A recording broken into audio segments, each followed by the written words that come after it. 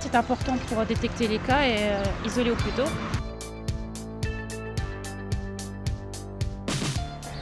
Essayer de dépister pour essayer de soigner au plus vite au cas où s'il l'a, justement. C'est une source quand même d'inquiétude. D'accord. Aussi, ils en parlent beaucoup. Donc c'est vrai que j'ai pas voulu encore leur imposer. Voilà, ça faisait très peu de temps et ils ont été testés pendant les vacances, donc j'ai pas voulu leur imposer. Sinon, qu'est-ce que vous pensez de cette opération? Vous êtes plutôt pour ce genre d'opération un petit peu Bon, après, moi personnellement, ça me dérange pas. Après, comme c'est pas obligatoire, les parents font ce qu'ils veulent, donc on laisse le choix aux gens de faire ou pas.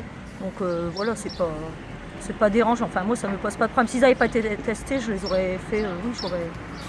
Il a été proposé dans les écoles des tests salivaires pour tous les volontaires. Donc à chaque fois que ce sont des mineurs, il y a le consentement des familles. Ce ne sont pas des tests obligatoires. Ils sont également proposés aux adultes de l'école. Donc il s'agit juste de recueillir une petite quantité de salive dans un petit pot pour pouvoir ensuite les envoyer au laboratoire qui dépiste la présence de Covid.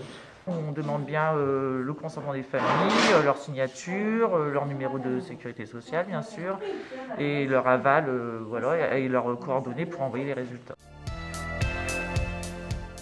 Comment se passe l'opération aujourd'hui de test avec les enfants? On a un recul de maintenant plusieurs jours, donc on est très organisé. Et puis là, on expérimente les tout petits. C'est une approche un peu différente des plus grands. Pourquoi c'est une approche différente? C'est compliqué. Faire hypersaliver un enfant, un tout petit, pour que ça reste pour lui un jeu, quelque chose d'agréable. On n'ira pas au-delà de l'agréable. Il y a un travail préparatoire très long. On est passé dans chaque classe, juste avant l'opération. On a vu chaque enfant, on a vu chaque enseignant. Les enseignants ont relayé, les enfants se sont entraînés. C'est efficace parce que c'est pas nouveau, ils sont pas arrivés.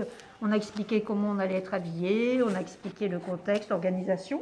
Je pense qu'ils l'ont entendu, ils ont retenu quelque chose, ils ne sont pas effrayés. Aucun enfant n'a pleuré, aucun enfant ne pleure.